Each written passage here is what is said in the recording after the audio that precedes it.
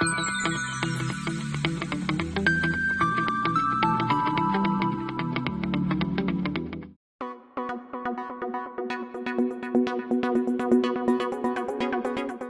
students, I am Kinjal Parmar. Welcome back to the video lecture series of microprocessor and microcontroller.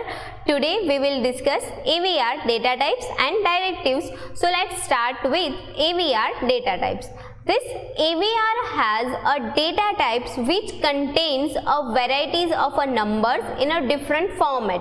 AVR microcontroller has only one data type. It is 8-bit and the size of each register is also 8-bit. It is the job of the programmer to break down a large bits of data in a 8 bits, that is starting from 00 to FF, or says in a decimal 0 to 255, to be processed by the CPU, that means by the processor of AVR microcontroller. So the AVR microcontroller has only one data type, that is 8-bit. So at a time microcontroller, this AVR can either process 8-bit data. This AVR data types can be used to format varieties of a data. So there are 4 ways to represent a byte of a data, that means 8-bit data in a AVR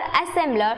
This can be represented either in a hex, binary, decimal, or in a ASCII format. There are different ways to represent a data. The numbers can be represented in a AVR by the following format, either in a hex, binary, or decimal, or ASCII. So let's discuss all this. So first is a hex number. There are 2 ways to show that hex number are used. So put 0x or 0 capital X in front of a numbers to represent that this number is a hex number. So we can load data in a register using this instructions LDI.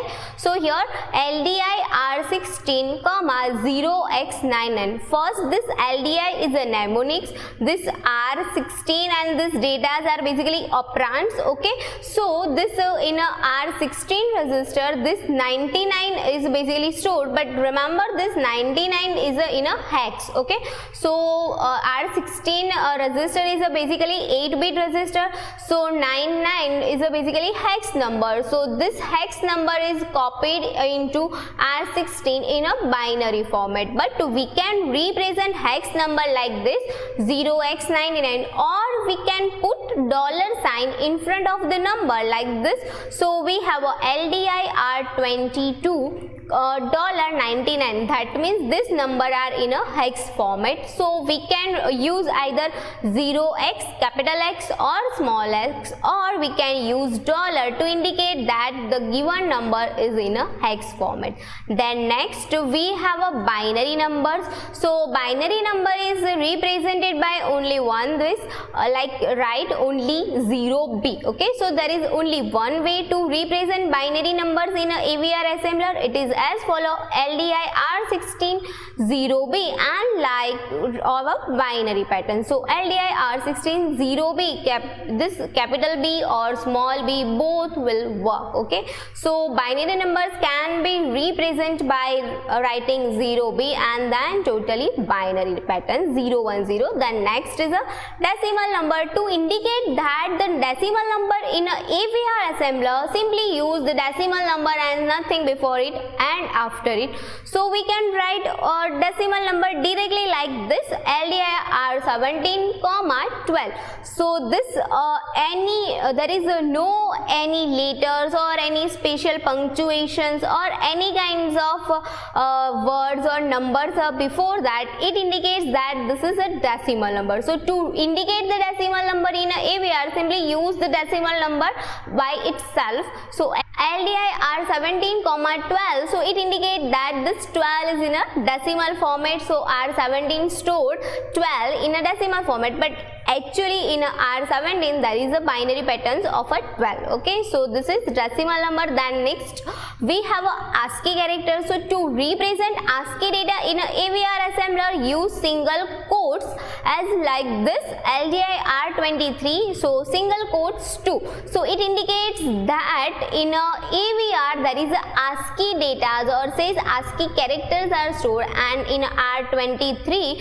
ASCII, this binary pattern of this ASCII is stored. So in ASCII this 2, but in actually for this ASCII code 2 there is a 32 or says 00110010 in a binary format. So in a R23 this data is stored. Okay, this data with followed by semicolon is basically comments. Okay, so to remember that what kinds of operations are performed over here, we can write like this.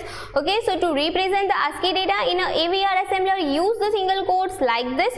Okay, so this is to represent ASCII numbers or ASCII characters or any kind of letters in a AVR assembler. So here we have a next is assembler directives. So while instruction tells the CPU what to do, directives, also called pseudo instruction, gives the direction to the assembler. The directives is used for developing the program easier, and it is make our program more readable. Okay, so assembler directives are basically a pseudo instructions which gives a command to assembler, not to the processor. Okay, so directives is used for developing a program in a easier and in a readable format.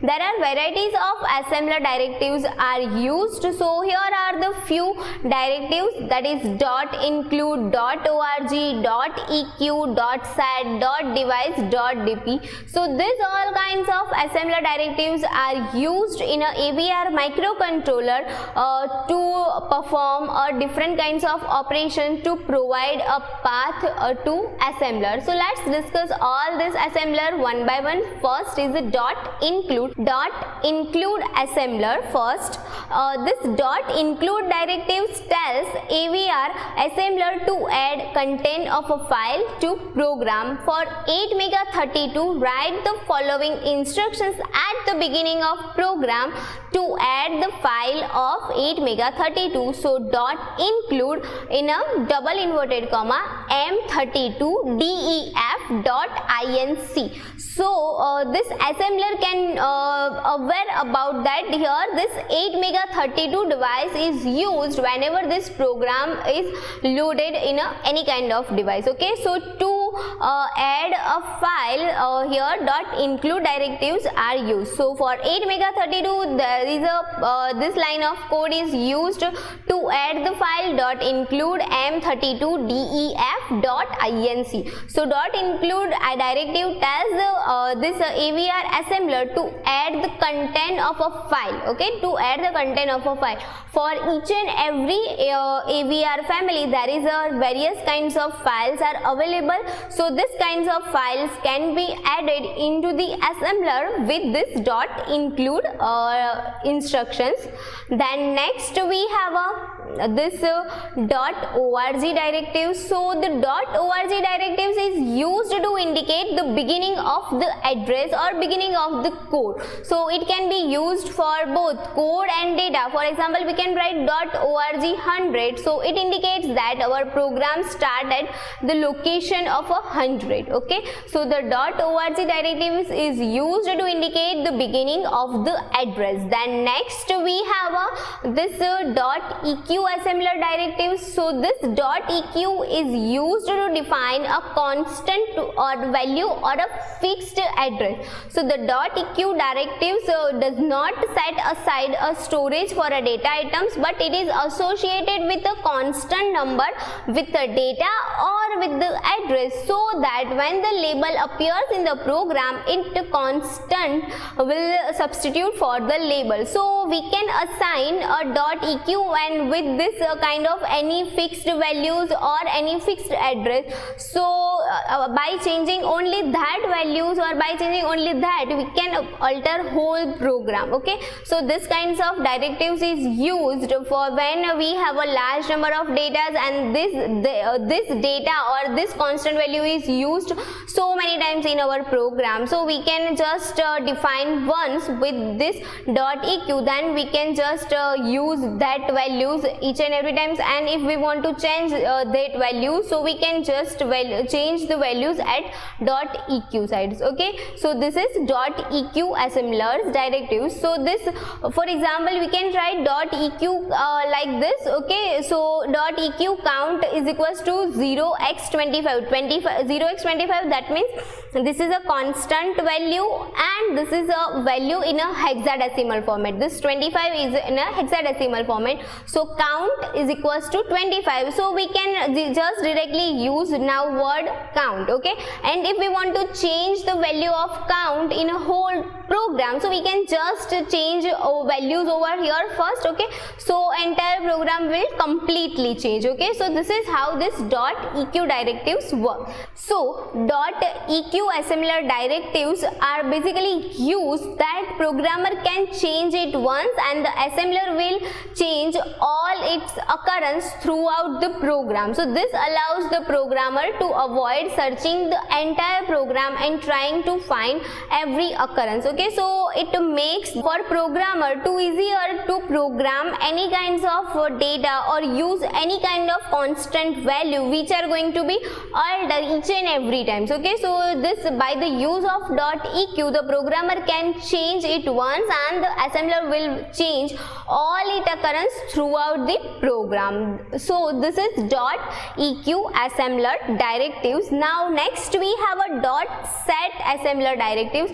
This dot set assembler directives is used to define a constant value or a fixed address. In this regard, this dot set and dot eq directives are identical. The only difference is that the value assigned by dot set directive may be reassigned later. So we can reassign values with the dot set directives. So this is dot set assembler directives. Then next is a dot device assembler directives. So dot device directives allows the user to tell the assembler which device the code is going to be executed on. For example, dot device 8mega32, that means directive tells the assembler that this device are used. Okay, so to denote that which device are operated or on which device this code is executed, so by writing this kind of directives we can tell that assembler that this device or this controller is used. So dot device 8mega32, that means this code is basically written for 8mega32 AVR microcontroller. This dot db directive. Next, the dot db data directives is widely used to allocate ROM program memory in a byte-sized chunk. Dot db is used to define an 8-bit fixed data. Dot db is used to define an 8-bit fixed data. When dot db is used to define fixed data, the numbers can be either in a decimal or in a binary or in a hex or either in a ASCII format. The dot db directives is widely used to define ASCII string. Generally, the dot db directives is widely used to define ASCII string.